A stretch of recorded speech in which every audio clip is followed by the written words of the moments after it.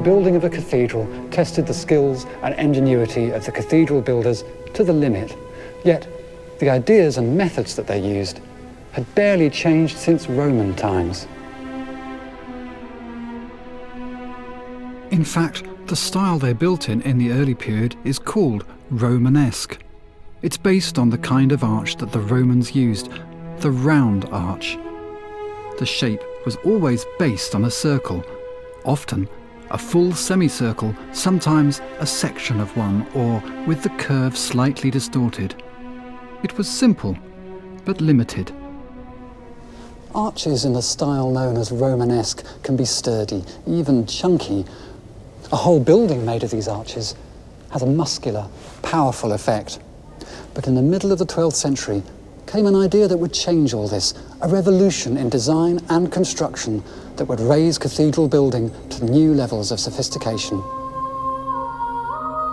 It was a style that would become known as Gothic.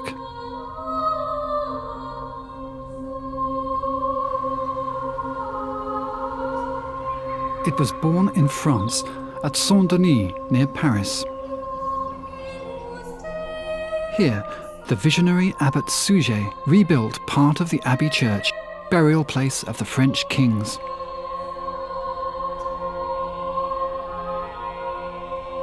He was using a new kind of arch. Not a round arch, but a pointed one.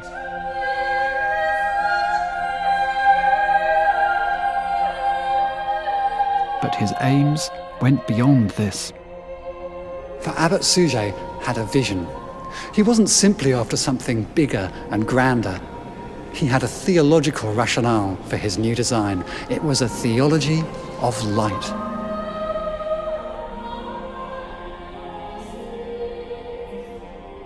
For medieval thinkers, light had a profoundly religious meaning. The embodiment of spirit, one writer called it.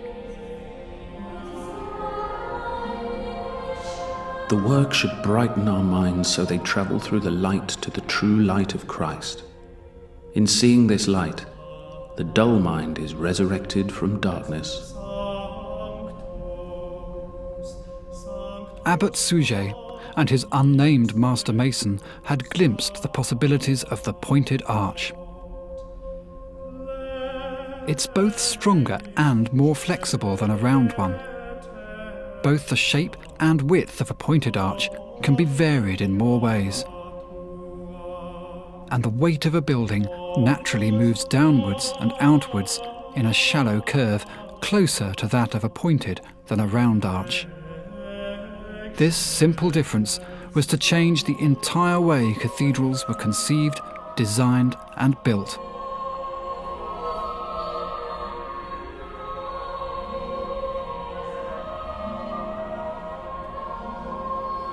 The second Sunday in June 1144 may have had a greater effect on architecture than any other day in history. At the dedication service, bishops from all over Europe gathered at Saint-Denis to witness a building designed to evoke the experience of heaven more completely than anything before it. The bishops were awestruck. They had seen the future.